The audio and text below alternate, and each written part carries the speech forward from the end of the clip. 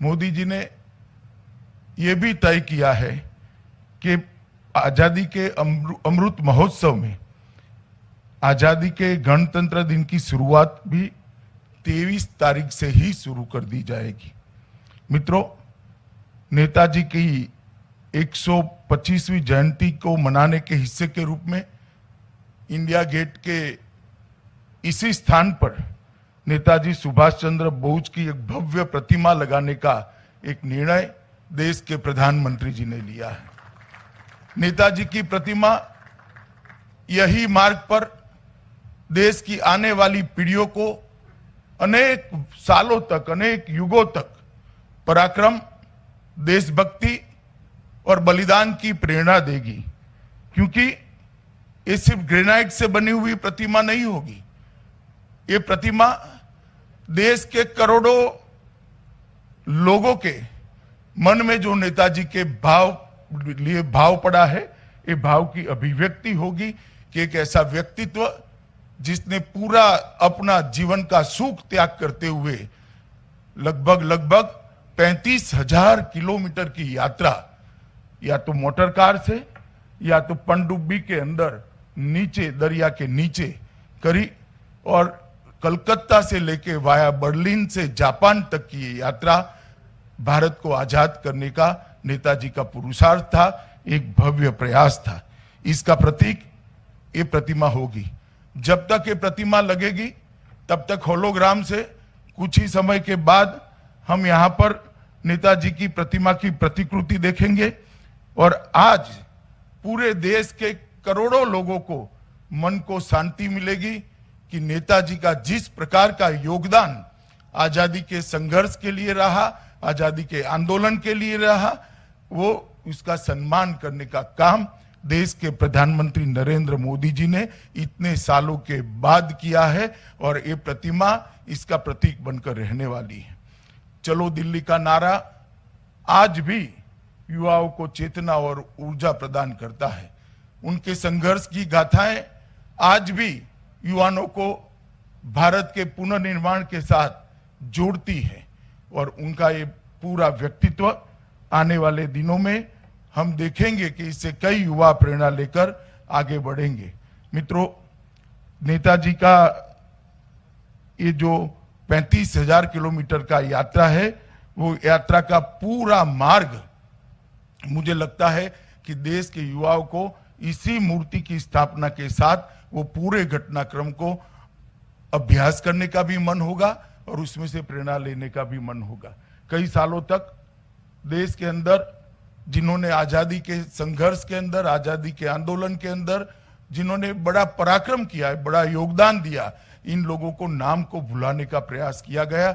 आज आजादी के अमृत वर्ष के योग पर नेताजी की प्रतिमा यहां लगाने का जो फैसला किया गया है, इससे पूरा देश संतोष और उत्साह का अनुभव कर रहा है।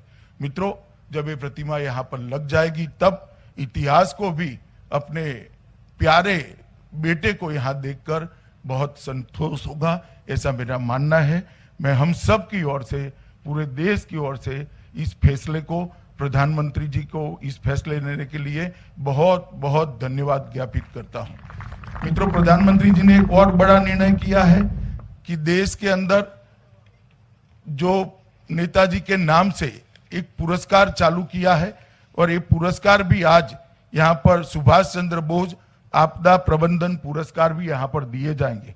वर्ष 19, वर्ष 20 और वर्ष 21 और 22 के सुभाष चंद्र बोस आपदा प्रबंधन पुरस्कार भी यहाँ पर दिए जाएंगे।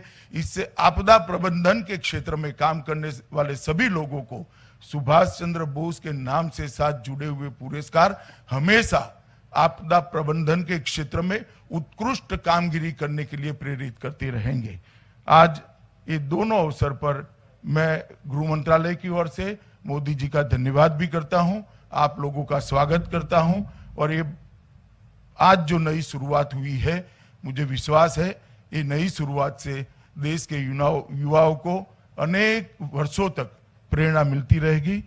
आप सभी का धन्यवाद। नमस्कार।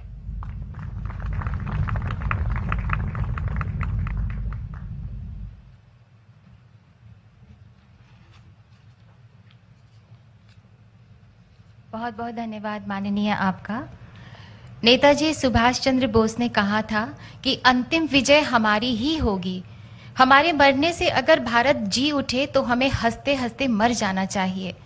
भारत माँ के वीर सपूत नेताजी सुभाष चंद्र बोस सूर्य पुत्र थे, जिनकी चिंगारी से हर भारतीय के हृदय में स्वतंत्रता की मशाल जला करती थी। दुश्मन भी थर्राया करते थे। उनके जय हिंद के नारे में वो शक्ति हुआ करती थी। आजाद हिंद फौज का वो प्रेरणा गीत कदम कदम बढ़ाए जा आज भी हमारे रोंगटे खड़े कर देता है। हम आपको बता दें कि आज माननीय प्रधानमंत्री जी के द्वारा उस महान विभूति के होलोग्राम स्टैचू के अनावरण के साथ ही नेताजी सुभाष चंद्र बोस को वंदन के रूप में वही गीत बजाया जाएगा। आप सभी से अनुरोध है कि जब वो गीत बजे तो हम सब अपने स्थान पर खड़े हो जाएंगे। अब हम विनम्र आग्रह करते हैं माननीय प्रधानमंत्री जी से कि कृपया नेताजी सुभाष चंद्र बोस के होलोग्राम स्टैचू का अनावरण करें रिमोट का बटन दबाकर।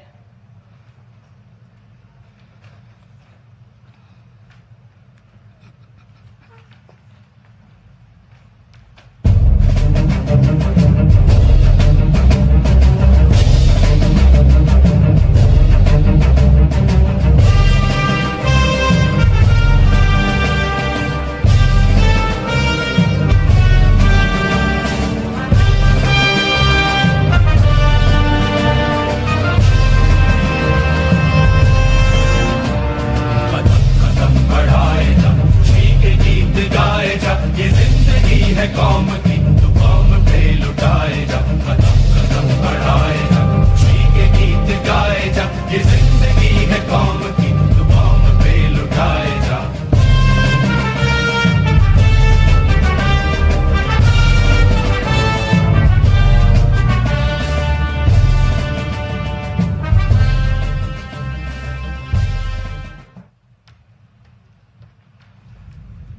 बहुत बहुत धन्यवाद माननीय आपका। नेताजी सुभाष चंद्र बोस की प्रेरणा से पराक्रमी भारत न पराजित हुआ है, न झुका है, न रुका है। माननीय प्रधानमंत्री जी कहते हैं कि हमें बलिदानियों स्वतंत्रता सेनानियों की तरह देश के लिए मरने का अवसर चाहे न मिला हो, लेकिन हम देश के लिए जीकर तो दिखा सकते हैं।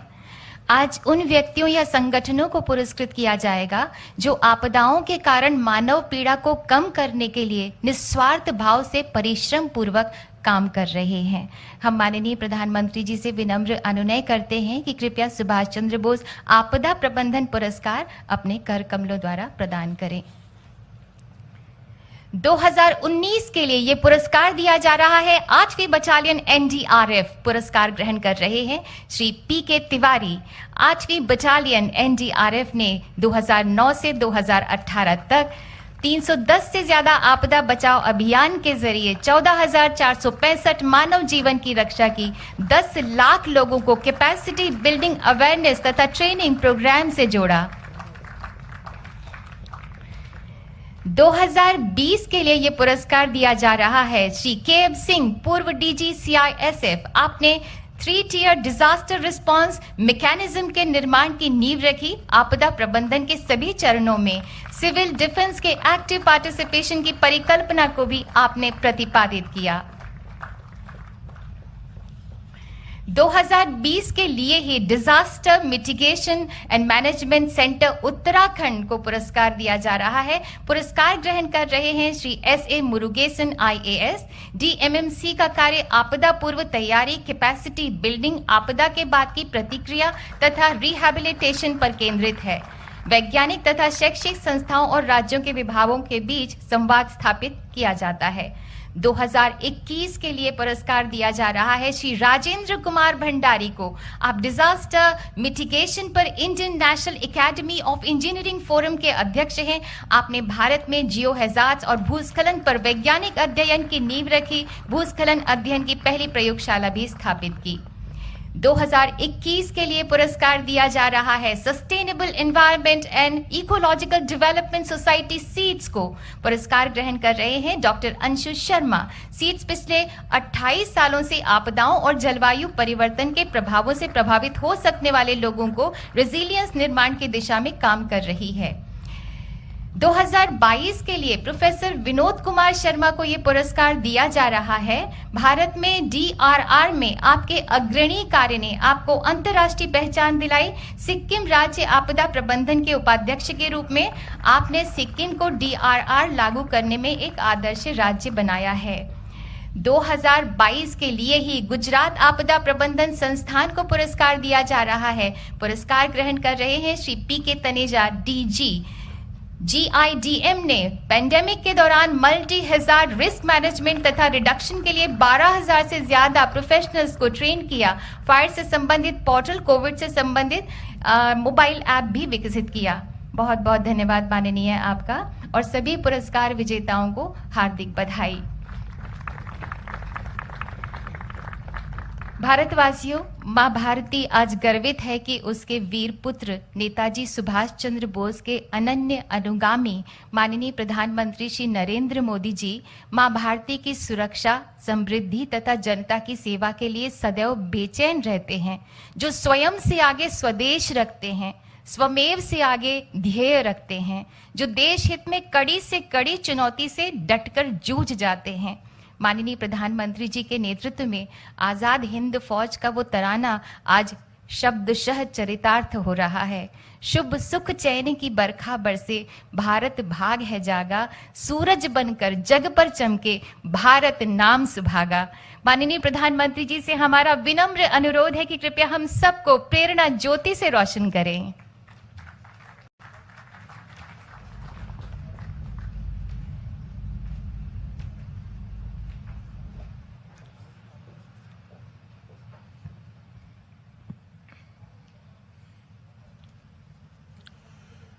इस ऐतिहासिक कार्यक्रम में उपस्थित मंत्रिपरिषद के मेरे साथी श्री अमित शाह, श्री हरदीप पुरी जी, मंत्रिमंडल के अन्य सदस्य, आईएन के सभी ट्रस्टी, एनडीएमए के सभी सदस्यगण, jury members, NDRF, coast guards और आईएमडी के डायरेक्टर जनरल्स, आपदा प्रबंधन पुरस्कारों के सभी विजेता साथी, अन्य सभी महानुभाव, भाइयों और बहनों, भारत मां के वीर सपूत नेताजी सुभाष चंद्र बोस की 125वीं जन्म जयंती पर पूरे देश की तरफ से मैं आज कोटि कोटि नमन करता हूं। ये दिन ऐतिहासिक है, ये कालखंड भी ऐतिहासिक है, और ये स्थान जहां हम सभी एकत्रित हैं वो भी ऐतिहासिक है। भारत के लोकतंत्र की प्रतीक हमारी संसद पास में है, हमारी क्रियाशीलता और लोकनिष्ठा के प्रतीक अनेक भवन भी हमारे साथ पास में नजर आ रहे हैं, हमारे वीर शहीदों को समर्पित नेशनल वॉर मेमोरियल भी पास है। इन सब के आलोक में आज हम इंडिया गेट पर अमृत महोत्सव मना रहे हैं और नेताजी सुभाष चंद्र बोस को आदरपूर्वक श्रद्धांजलि दे रहे हैं। नेताजी सुभाष, जिन्होंने हमें स्वाधीन और संप्रभु भारत का विश्वास दिलाया था, जिन्होंने बड़े गर्व के साथ, बड़े आत्मविश्वास के साथ, बड़े साहस के साथ अंग्रेजी सत्ता के सामने कहा था, मैं स्वतंत्रता की भीख नहीं लूंगा, मैं स्वतंत्रता की भीख नहीं लूंगा, मैं इसे हासिल करूंगा। जिन्होंने भारत की धरती पर पहली आजाद सरकार को स्थापित किया था, हमारे उन नेताजी की भव्य प्रतिमा आज डिजिटल स्वरूप में इंडिया गेट के समीप स्थापित हो रही है। जल्द ही इस होलोग्राम प्रतिमा के स्थान पर ग्रेनाइट की विशाल प्रतिमा भी लगेगी। ये प्रतिमा आजादी के महानायक को कृतज्ञ राष्ट्र की श्रद्धांजलि है। नेताजी सुभाष की ये प्रतिमा हमारी लोकतांत्रिक संस्थाओं को, हमारे पीढ़ियों को राष्ट्रीय कर्तव्य का बोध कराएगी, आने वाली पीढ़ियों को, वर्तमान पीढ़ी को निरंतर प्रेरणा देती रहेगी। साथियों, पिछले साल से देश ने नेताजी की जयंती को पराक्रम दिवस के रूप में मनाना शुरू किया है। आज पराक्रम दिवस के अवसर पर सुभाष चंद्र बोस आपदा प्रबंधन पुरस्कार भी दिए गए हैं। नेताजी के जीवन से प्रेरणा लेकर ही इन पुरस्कारों को देने की घोषणा की गई थी।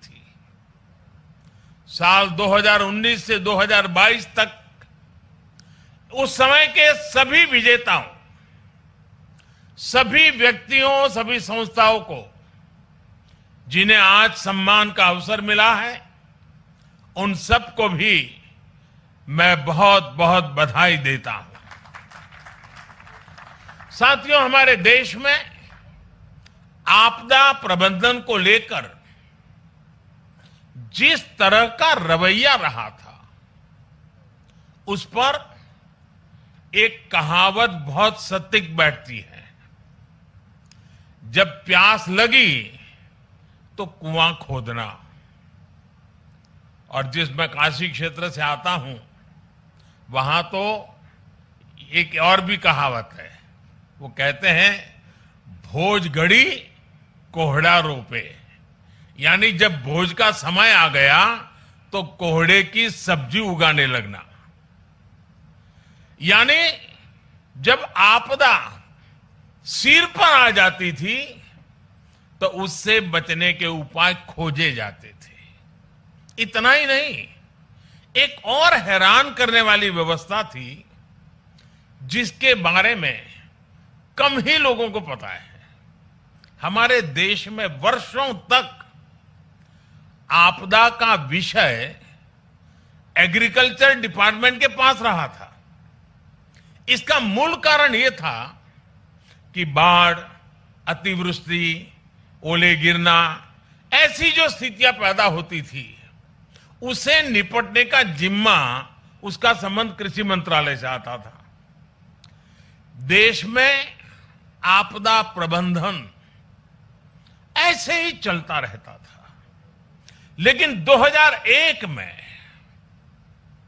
गुजरात में भूकंप आने के बाद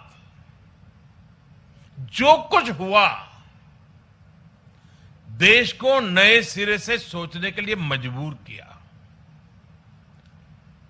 और उसने आपदा प्रबंधन के मायने बदल दिए। हमने तमाम विभागों और मंत्रालयों को राहत और बचाव के काम में झोंक दिया।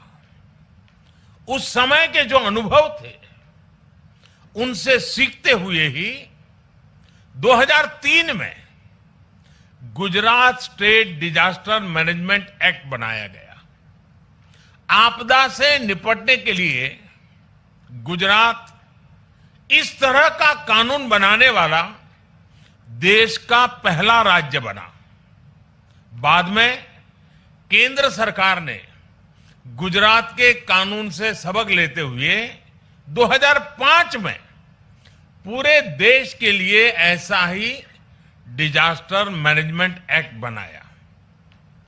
इस कानून के बाद ही नेशनल डिजास्टर मैनेजमेंट अथॉरिटी, उसके गठन का रास्ता साफ हुआ। इसी कानून ने कोरोना के खिलाफ लड़ाई में भी देश की बहुत मदद की। साथियों, डिजास्टर मैनेजमेंट को प्रभावी बनाने के लिए 2014 के बाद से हमारे सरकार ने राष्ट्रीय स्तर पर चौतरफा काम किया है। हमने रिलीफ, रेस्क्यू, रिहेबिलिटेशन, उस पर जोर देने के साथ साथ ही रिफॉर्म पर भी बल दिया है। हमने एनडीआरएफ को मजबूत किया, उसका आधुनिकीकरण किया, देश भर में उसका विस्तार किया, स्पेस टेक्नोलॉजी से लेकर प्लानिंग और मैनेजमेंट तक बेस्ट पॉसिबल प्रैक्टिसेस को अपनाया। हमारे एनडीआरएफ के साथ ही सभी राज्यों के एसडीआरएफ्स और सुरक्षा बलों के जवान अपनी जान की बाजी लगाकर एक एक जीवन को बचाते हैं। इसलिए आज ये पल इस प्रकार से जान की बाजी लगाने वाले, औरों की जिंदगी बचाने के लिए खुद की जिंदगी का दांव लगाने वाले, चाहे वो एनडीआरएफ के लोग हो, चाहे एसडीआरएफ के लोग हो, हमारे सुरक्षा बलों के साथी हो, ये सब के सब उनके प्रति आज आभार व्यक्त करने का, उनको सैल्यूट करने का ये वक्त है। साथियों, अगर हम अपनी व्यवस्थाओं को मजबूत करते चलें तो आपदा से निपटने की क्षमता दिनों दिन बढ़ती चली जाती है। मैं इसी कोरोना काल के 1-2 वर्ष की बात करूं तो इस महामारी के बीच भी देश के सामने नई आपदाएं आकर खड़ी हो गई। एक तरफ कोरोना से तो लड़ाई लड़ी रहे थे, अनेक जगहों पर भूकंप आए, कितने ही क्षेत्रों में बाढ़ आई, उड़ीसा, पश्चिम बंगाल समेत पूर्वी तटों पर साइक्लोन आए, गोवा, महाराष्ट्र, गुजरात, पश्चिमी तटों पर भी साइक्लोन आए। पहले एक एक साइक्लोन में सैकड़ों लोगों की मृत्यु हो जाती थी, लेकिन इस बार ऐसा नहीं हुआ। देश ने हर चुनौती का जवाब एक नई ताकत से दिया। इसी वजह से इन आपदाओं में हम ज्यादा से ज्यादा जीवन बचाने में सफल रहे। आज बड़ी बड़ी अंतर्राष्ट्रीय एजेंसियां भारत के इस सामर्थ्य, भारत में आए इस बदलाव की सराहना कर रही है। आज देश में एक ऐसा end to end cyclone response system है जिसमें केंद्र, राज्य, स्थानीय प्रशासन और सभी एजेंसियां एक साथ मिलकर के काम करती हैं। बाढ़, सूखा, साइक्लोन, इन सभी आपदाओं के लिए वार्निंग सिस्टम में सुधार किया गया है। डिजास्टर रिस्क एनालिसिस के लिए एडवांस टूल्स बनाए गए हैं। राज्यों की मदद से अलग अलग क्षेत्रों के लिए डिजास्टर रिस्क मैप्स बनाए गए हैं। इसका लाभ सभी राज्यों को, सभी स्टेक होल्डर्स को मिल रहा है। और सबसे महत्वपूर्ण, डिजास्टर मैनेजमेंट, आपदा प्रबंधन आज देश में जन भागीदारी और जन विश्वास का विषय बन गया है। मुझे बताया गया है कि एनडीएमए की आपदा मित्र जैसी स्कीम से युवा आगे आ रहे हैं। आपदा मित्र के रूप में जिम्मेवारियां उठा रहे हैं, यानी जन भागीदारी बढ़ रही है। कहीं कोई आपदा आती है तो लोग विक्टिम नहीं रहते, वो वॉलेंटियर्स बनकर आपदा का मुकाबला करते हैं। यानी आपदा प्रबंधन अब एक सरकारी काम भर नहीं है, बल्कि ये सबका प्रयास का एक मॉडल बन गया है। और साथियों, जब मैं सबका प्रयास की बात करता हूं तो इसमें हर क्षेत्र में हो रहा है प्रयास, एक होलिस्टिक अप्रोच भी शामिल है। आपदा प्रबंधन को प्राथमिकता देते हुए हमने अपने एजुकेशन सिस्टम में भी कई सारे बदलाव किए हैं।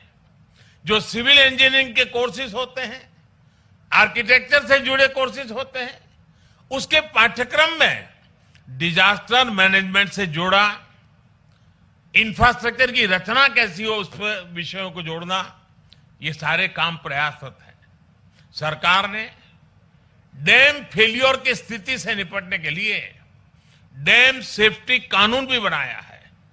साथियों, दुनिया में जब भी कोई आपदा आती है तो इसमें लोगों की दुखद मृत्यु की चर्चा होती है कि इतने लोग मृत्यु हो गई, इतना ये हो गया, इतने लोगों को हटाया गया। आर्थिक नुकसान भी बहुत होता है, उसकी भी चर्चा की जाती है।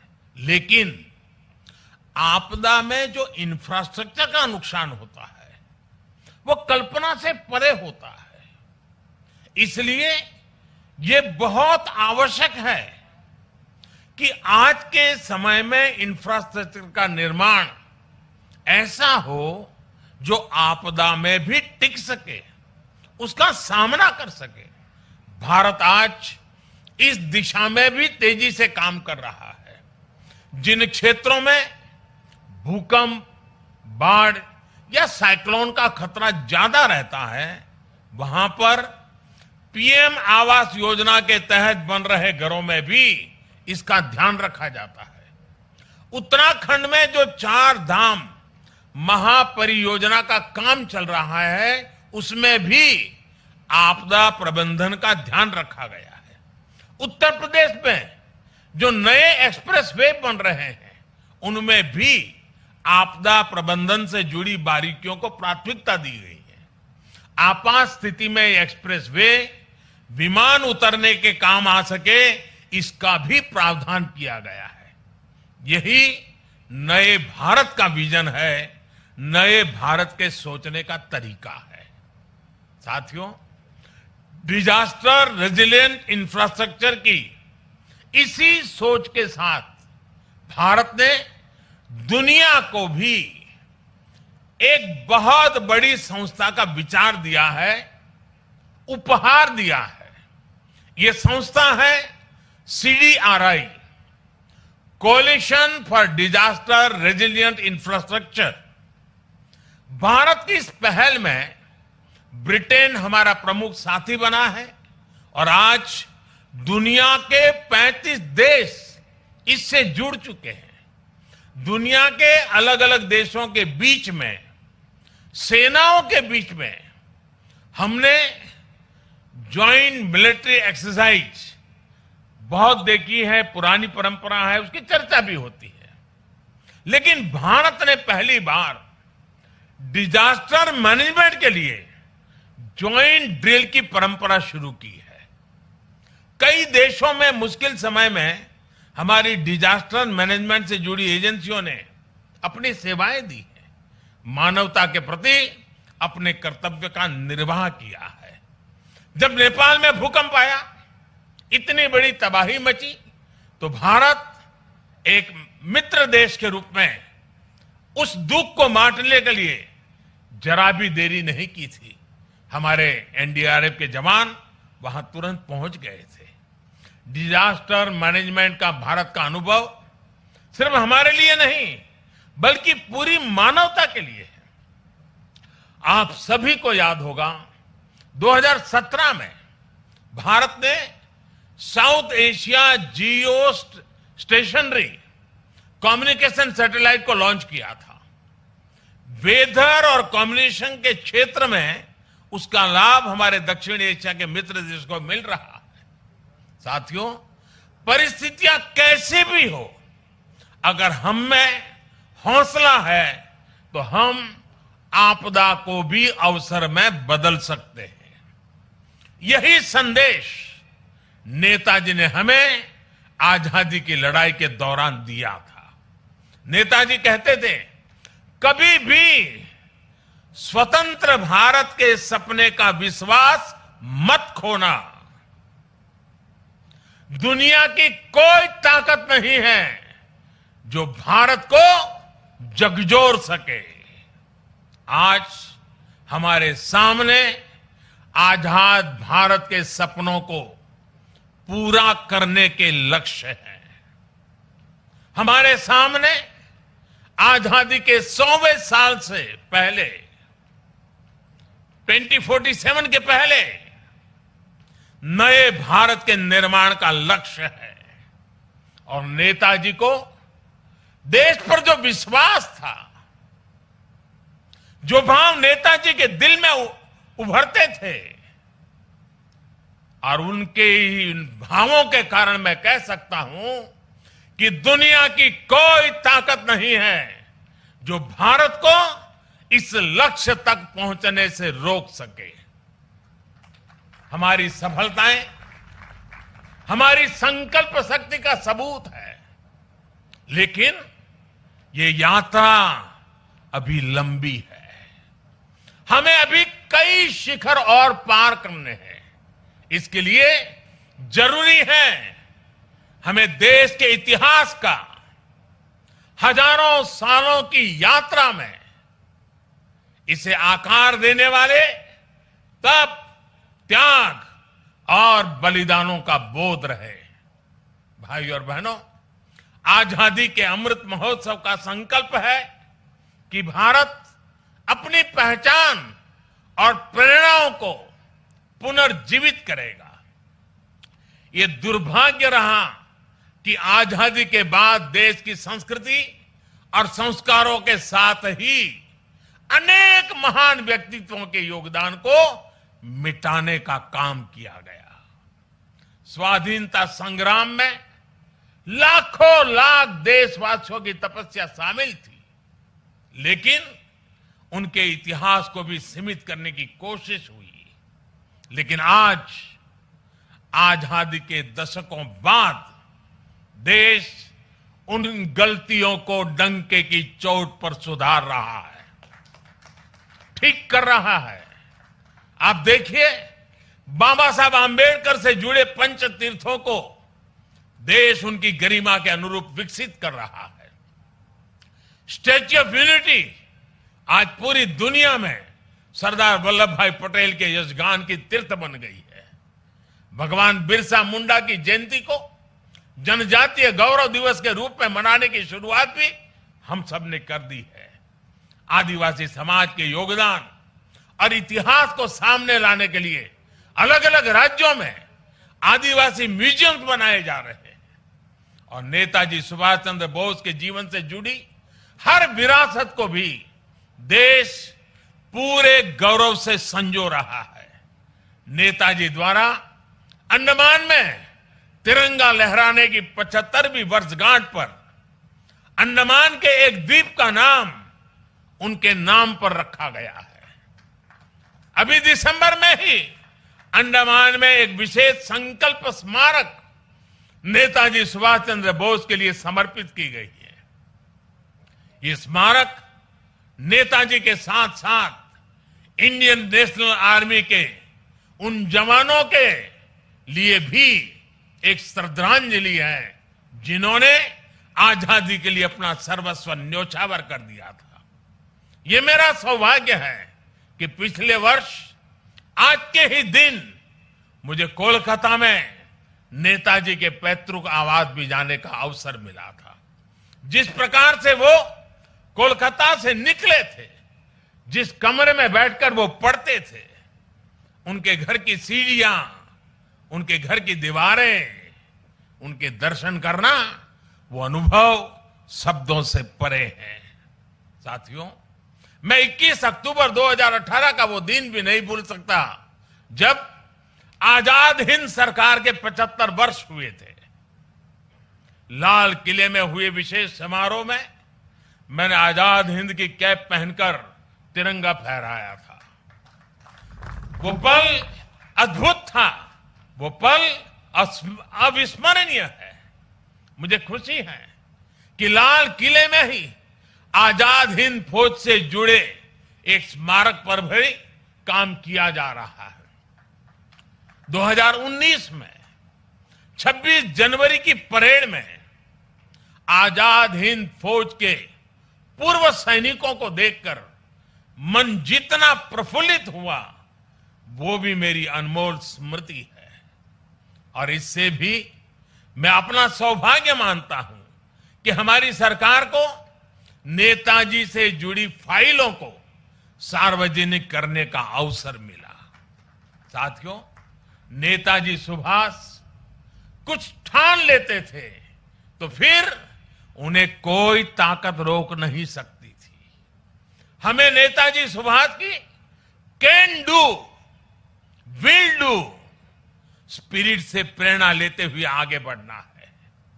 वो ये जानते थे, तभी ये बात हमेशा कहते थे, भारत में राष्ट्रवाद ने ऐसी सृजनात्मक शक्ति का संचार किया है जो सदियों से लोगों के अंदर सोई पड़ी थी।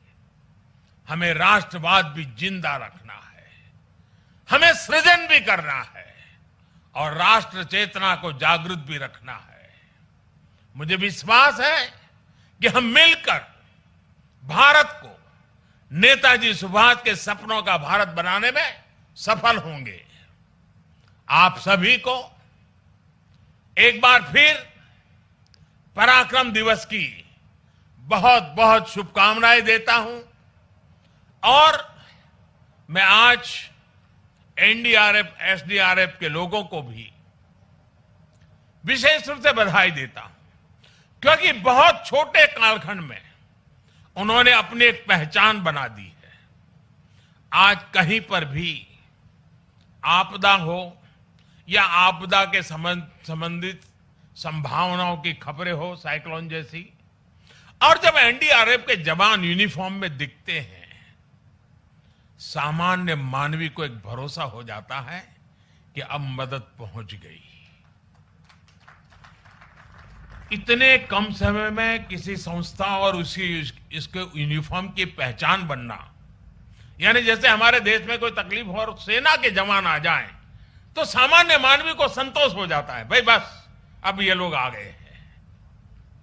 वैसा ही आज एनडीआरएफ और एसडीआरएफ के जवानों ने अपने पराक्रम से ये करके दिखाया है। मैं पराक्रम दिवस पर नेताजी का स्मरण करते हुए मैं एनडीआरएफ के जवानों को, एसडीआरएफ के जवानों को, उन्होंने जिस काम को जिस करुणा और संवेदनशीलता के साथ उठाया है, बहुत बहुत बधाई देता हूं, उनका अभिनंदन करता हूं। मैं जानता हूं इस आपदा प्रबंधन के काम में इस क्षेत्र में काम करने वाले कईयों ने अपने जीवन भी बलिदान दिए हैं। मैं आज ऐसे जवानों को भी श्रद्धांजलि देता हूं जिन्होंने किसी की जिंदगी बचाने के लिए अपनी जिंदगी दांव पर लगा दी थी। ऐसे सबको मैं आदरपूर्वक नमन करते हुए मैं आप सबको भी आज पराक्रम दिवस की अनेक अनेक शुभकामनाएं देते हुए मेरी वाणी को विराम देता हूं। बहुत बहुत धन्यवाद।